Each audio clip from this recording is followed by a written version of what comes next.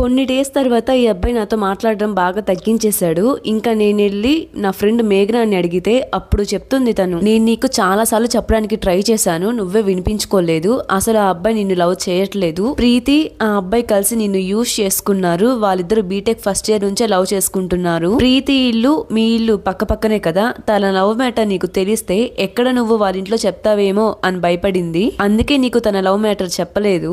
1 year back వాళ్ళిద్దరికి గొడవ వచ్చి కొన్ని డేస్ మాట్లాడుకోలేదు. ఆ టైంలోనే తనకి జలస్ తెప్పించడానికి ఆ అబ్బాయి నీకు ప్రపోజ్ చేశాడు అనేసరికి నాకు ఒక్కసారిగా మైండ్ బ్లాక్ అయిపోయింది. అసలు ఏం మాట్లాడాలో కూడా అర్థం కాలేదు. వెంటనే ఆ అబ్బాయి మొబైల్ నెంబరు, ఐడీస్ అన్ని బ్లాక్ చేసేసా. నేను బ్లాక్ చేశాను అన్న విషయం తెలిసాక కూడా ఆ అబ్బాయి ఏమైంది అని కూడా నన్ను వచ్చి అడగలేదు. నేను కూడా ప్రీతిని కానీ ఆ అబ్బాయిని కానీ ఎందుకు నా ఫీలింగ్స్ తో ఆడుకున్నారు అని ఏం అడగలేదు వాళ్ళని. ఇప్పుడు వాళ్ళిద్దరు మళ్ళీ కలిసిపోయారు. నాకు మాత్రం తన పైన లవ్ అలానే ఉంది. నేను లవ్ చేసే అబ్బాయి వేరే అమ్మాయిని లవ్ చేస్తున్నాడు అని తెలిసి చాలా బాధ అనిపిస్తుంది. ఎవ్వరు కూడా ఒకరి ఫీలింగ్స్ తో ఆడుకోకండి అని మన సబ్స్క్రైబర్ మనతో షేర్ చేసుకున్నారు. అసలు స్టడీస్ కంప్లీట్ అవ్వక ముందు లవ్ చేయడం అంటేనే కరెక్ట్ కాదు. అలాంటిది ప్లే బాయ్ ఒకరికి జలస్ తెప్పించాలని ఇంకొక అమ్మాయి, ఈ అమ్మాయికి కోపం పోయాక ఆ అమ్మాయిని వదిలేయడం వాళ్ళకి చాలా ఈజీ. అలాంటి వాళ్ళు లైఫ్ లో ఎప్పుడు సక్సెస్ కాలేరు. సో ఇలాంటి వాళ్ళ ట్రాప్స్ లో పడకుండా